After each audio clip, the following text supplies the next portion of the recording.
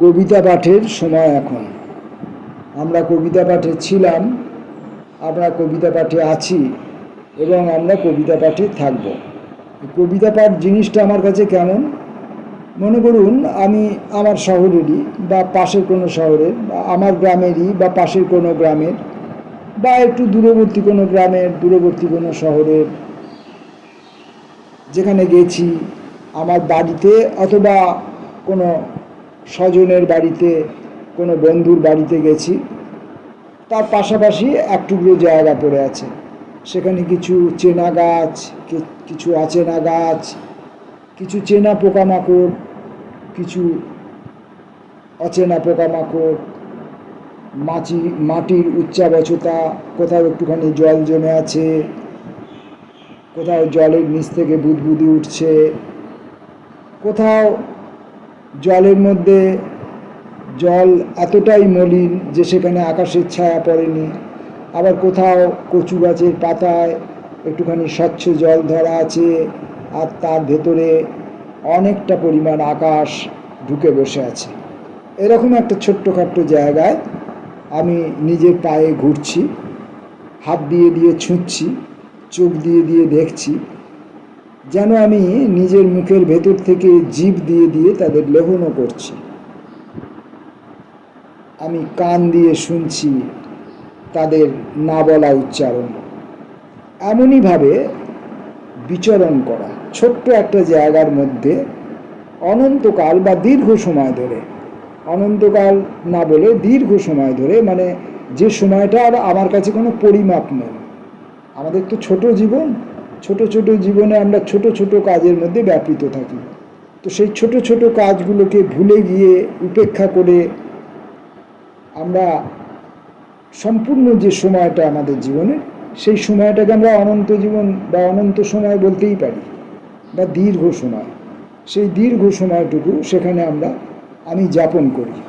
সেই যাপন করাটা, সেই ঘুরে বেড়ানোটা, সেই একটা চক্রাকারে হোক, পূব থেকে পশ্চিম, উত্তর থেকে দক্ষিণ, কখনো উপর থেকে নিচে, কখনো নিচ থেকে উপরে, এইভাবে যে ভ্রমণ করা, এইভাবে যে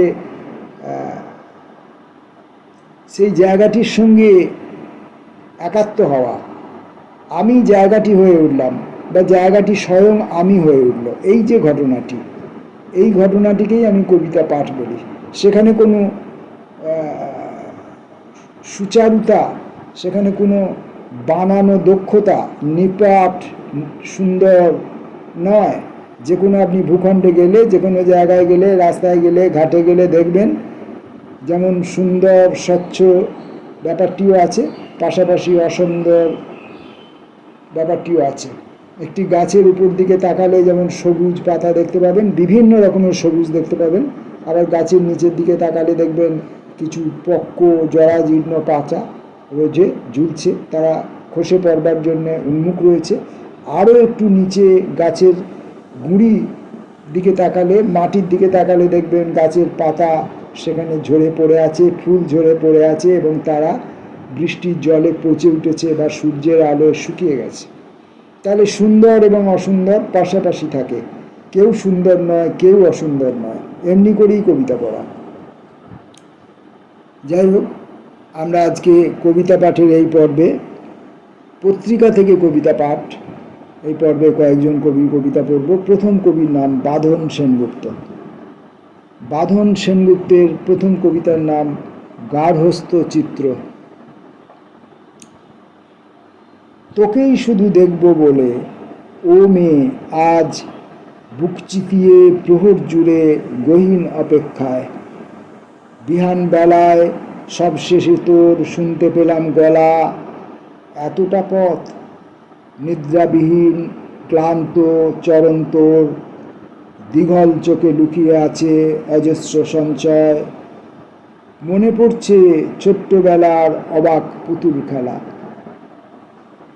এই বাড়িতে এখনো তুই সেই উদাস পাগল হাওয়া, তোরই পথ চেয়ে সবাই শুনবে কখন গান, রং করা সেই নবীন দেওয়াল ফিরিয়ে দেয় স্মৃতি, কথায় কথায় দস্যিপনা, কথায় কথায় দস্যিপনা, তুচ্ছ সেসব মান অভিমান অসংখ্যবার কপটারি, অবশেষে জমাটি ভাব, পিত্রালয়ে মায়ের আদর, পদ্মপাতার ছোঁয়া। এখন তো তোর নিজস্ব ঘর, নতুন গড়া রাজধানী তার, দরজায় নেই ছোট্ট শিকল, মায়ের সঙ্গে প্রলাপ কথা। তোকে ভেবে এখানে মা ব্যস্ত এখন দিন রজনী, দিন কাটছে কবে আসবে, দেখবে কবে নবজাতক। তোর মতনই দিন গুনছে, গুনছে প্রহর তোর জননী। বাঁধন সেনগুপ্তের পরের কবিতা ব্যঞ্জনা। ঘৃণা জমে জমে পাহাড় হলে দেখা যায় আক্রোশের চূড়া। নিদ্রাহীন রাতে বয়ে যাওয়া অরণ্যের নদীতে জমে ক্রোধ। আসলে তা কারো মতে সঞ্চিত গোপনীয় রম্য প্রতিশোধ। যে নদীটি এতকাল ছুঁয়ে যেত, সেও আজ নিতান্ত অধরা। অজ্ঞাতে চুরমার হলো প্রচারিত উন্নতির যত অহংকার। ঐক্যে সরব মাদল ও ডমরুর বৃত্তে ঘেরা সুপ্রাচীন পরিতোষ। সম্ভাব্য সহ্যের শেষে অকস্মাৎ ধরা পড়ে সুনামি আক্রোশ। আগামীর ইতিহাস লেখা হবে, কাহিনী সে কবেকার। এখানে ওখানে এখন যুবকের অরক্ষিত দ্বার, যুবক ও যুবতীর গোপন কুটকাওয়াজ দেখি টিভির পর্দায়। ওরা কারা বহুকাল ঘরছাড়া বেপরোয়া, অজ্ঞাতে রেখে যায় পথের প্রান্ত ছুঁয়ে খসে পড়া কাঁচা অক্ষরে লেখা দু একটি পোস্টার। দিকে দিকে অন্তহীন নিরুদ্দেশ সংবাদ বিশুদ্ধ। অন্ধকার রাতে ভোরের আলোয় দেখা প্রাত্যহিক পরিচিত লাল। জটিল বর্তমান মেতে আছে প্রতিদিন এই অন্তর্ঘাতে। চারপাশে এত ক্ষুধা, পাশাপাশি তবু এই নারকীয় হত্যার বিলাস। কোথাও কি পথ নেই, সবই অচল। তবে কেন এ প্রভাতী মানচিত্রে সব রং হয়ে গেল অকস্মাৎ এমন অচেনা? কবিদের সম্ভবত এখন বিশ্রাম, দেখা যাক কি দাঁড়ায় লাভ ক্ষতি। গ্রামীণ লাশের পাশে রক্তিম ব্যঞ্জনায় আজ এ কোন বন্দনা।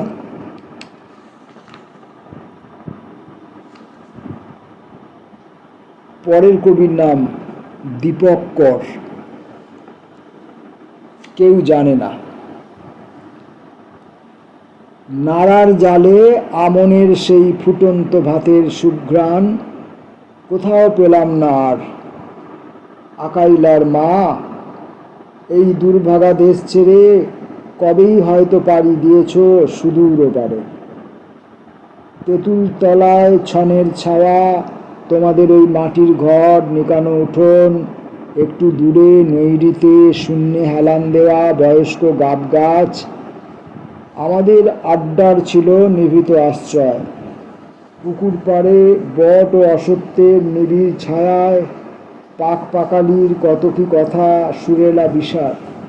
আর বর্ষার উল্লাস মুখর পার ভাঙা নদীর ফুল্ল কুসুমিত হিজলের কোটিদেশ জড়িয়ে ধরা এখনো হাতছানি দেয় এই পড়ন্ত বিকেলে। ভেতরের পাখিটা কি ভীষণ ছটফট করে, কেউ জানে না। আনমনা একতারা, দীপক করের দ্বিতীয় কবিতা। ম্লান প্রতীক্ষায় কাটে সারাটা দিন। কারো একটা চিঠি, ফোনে একটু কেউ না, কোনো পথচালক নেই, দূরভাষ ও নীরব, আলোহীন বার্তাহীন স্তব্ধ রুদ্ধ পথ। এটাই জীবন। মানুষে মানুষে ব্যস্ততার দুঃসহ দেওয়াল। শ্রেষ্ঠ জীব সামাজিক, বেঁচে থাকার কি অন্তর্দহন। একলা মানুষ, আনমনা একতারা। কবিতা পাঠের সময়ে আমরা কবিতা পড়ছি। এবারের কবির নাম রাজা মিত্র। বরিষ্ঠ নাগরিক এক। এবার বিদায় নিতে হবে, তাড়াহুড়ো করে নয়, ধীরে। বিলম্বিত হোক তার গতি, তবু শুরু করা যেতে পারে বিদায়ের নিঃশব্দ প্রস্তুতি। কিছু ভুল ভালোবাসাবাসি পড়ে আছে ফুটপাতে, রাস্তার ধুলোয় মাখামাখি, থ্যাতলানো বটফল, ফেলে দেওয়া পলি ব্যাগ। এসবের সাথে যে সমস্ত শিশু বনস্পতি, যারা ছিল হাঁটুর বয়সী, শরীরে পেরেক পোঁতা, হাতে ধরা ব্যানারের দড়ি, সরল বর্গীয় বৃক্ষের মতন সারি সারি ল্যাম্পপোস্ট, বাল্বের বদলে জ্বলে হ্যালোজেন আলো। যে বধূটি ছড়ানো সংসার পেতে পথে বসে আছে, বহুদিন করেনি যে স্নান, পরিমিত পরিশ্রুত জলে যে শিশুটি আগাছার মতো বেড়ে ওঠে কংক্রিট জঙ্গলে, একে একে ক্ষমা চেয়ে নিতে হবে এদের কাছেও। ওই যে রোয়াক গলিপথে ইদানিং গ্রিলে ঢাকা, তারুণ্যের স্বপ্নে বাঁধা আছে ওই লৌহ জালে, বাঁধা আছে পুরুষের সাথে পুরুষের বন্ধুতার স্মৃতি, দূর থেকে দেখা মেয়েদের প্রতি দীর্ঘশ্বাসে ভারী। রাস্তায় সাজানো ইটের উইকেটে ক্যাম্বিসের বলে বাউন্ডারি। স্বর্ণ অনু হবে বলে এতদিন বৃথাই ধরেছি ধুলোমুঠি, অন্যায় হবে না তাই এইবার যদি চাই দীর্ঘতর ছুটি। বরিষ্ঠ নাগরিক 2।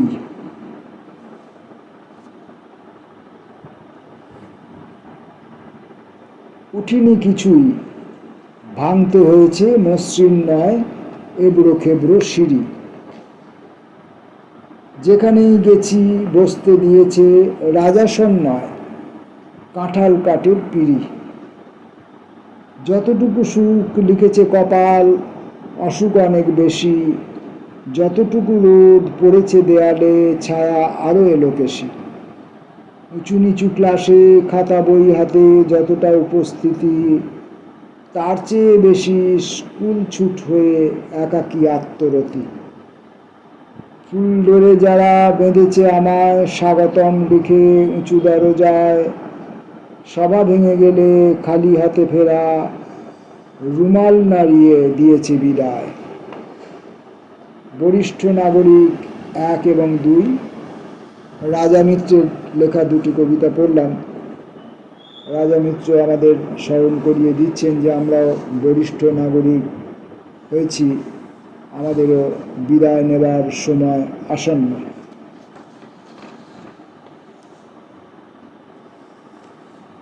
পড়ব কৃষ্ণা বসুর দুটি কবিতা, এবং এই দুটি কবিতা দিয়ে আমরা আজকে পত্রিকা থেকে কবিতা পাঠের এই পর্বটি শেষ করব।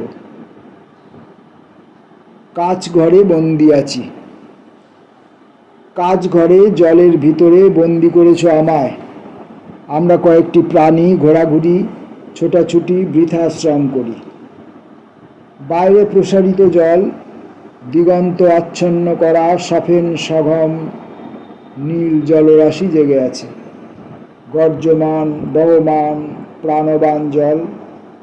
আমি সেই বাহির পৃথিবীর প্রবাহিত জলের ভিতর যেতে চাই। কেন আটকে রেখেছ আমায়? বাইরে প্রসারিত জল, দিগন্ত আচ্ছন্ন করা সফেন সঘন নীল জলরাশি জেগে আছে। গর্জমান বহমান প্রাণবান জল।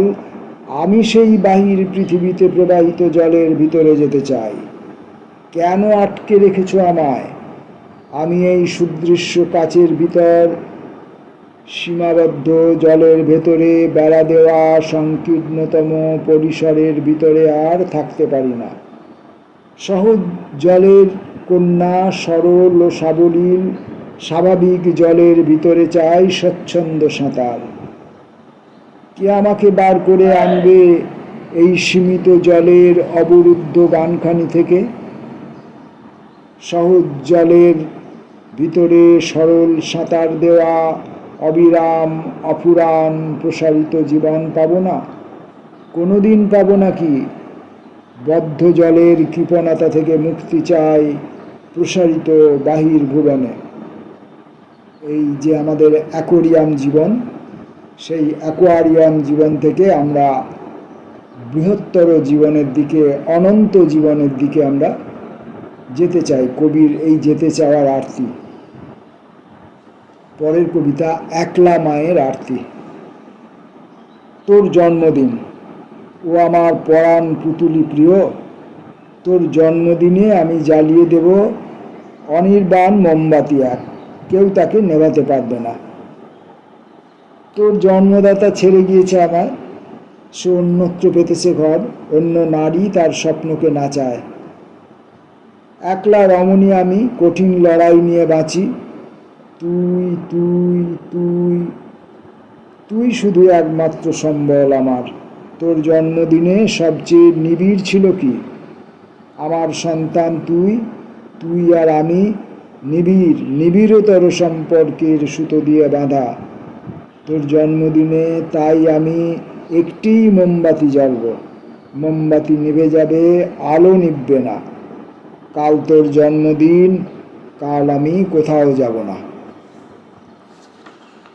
কৃষ্ণা বসুর কবিতা দিয়ে আজকে আমরা কবিতা পাঠ পর্ব শেষ করলাম।